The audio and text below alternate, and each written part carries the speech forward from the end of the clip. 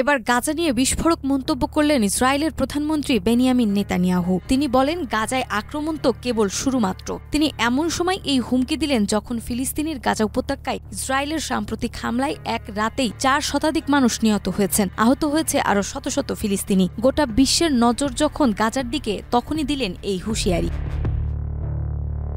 ইসরায়েলের এই হামলার ফলে অনেক মানুষ ভবনের ধ্বংসাবশেষের নিচে আটকা পড়েছে। নেতানিয়াহু বলেন, আমরা আমাদের জাতীয় নিরাপত্তা সুরক্ষিত করার জন্য কোনো আপোষ করব না। গাজার সন্ত্রাসী গ্রুপগুলোর বিরুদ্ধে আমাদের অভিযান চলতে থাকবে এবং এটির উদ্দেশ্যে স্পষ্ট ইসরায়েলি নাগরিকদের সুরক্ষা নিশ্চিত করা। তিনি আরও যোগ করেন, এই অপারেশন কেবল শুরু। আমরা গাজায় আমাদের লক্ষ্য অর্জন না করা পর্যন্ত আমাদের অভিযান অব্যাহত রাখব।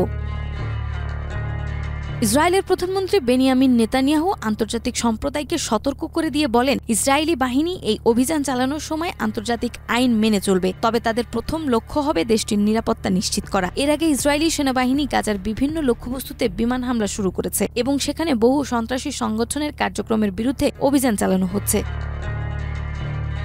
ইসরায়েলি হামলায় নিহতদের মধ্যে বেশিরভাগ বেসামরিক নাগরিক, তাদের মধ্যে নারী ও শিশুও রয়েছে। হামলা চলাকালীন অনেক মানুষ তাদের বাড়িতে বোমা হামলায় নিহত হন। চলতি বছরের 19 জানুয়ারি থেকে গাজায় যুদ্ধবিরতি কার্যকর ছিল। যুদ্ধবিরতির প্রথম ধাপ 1 মার্চ শেষ হয়ে যায়, তবে নেতানিয়াহু দ্বিতীয় ধাপে প্রবেশ করতে অস্বীকার করেন, কারণ সেখানে যুদ্ধের চূড়ান্ত সমাপ্তি ও গাজা থেকে পুরোপুরি ইসরায়েলি বাহিনী প্রত্যাহারের বিষয়টি ছিল। ফিলিস্তিনি স্বাধীনতাকামী সংগঠন এই দ্বিতীয় ধাপে প্রবেশের জন্য জোর দিয়ে আসছিল।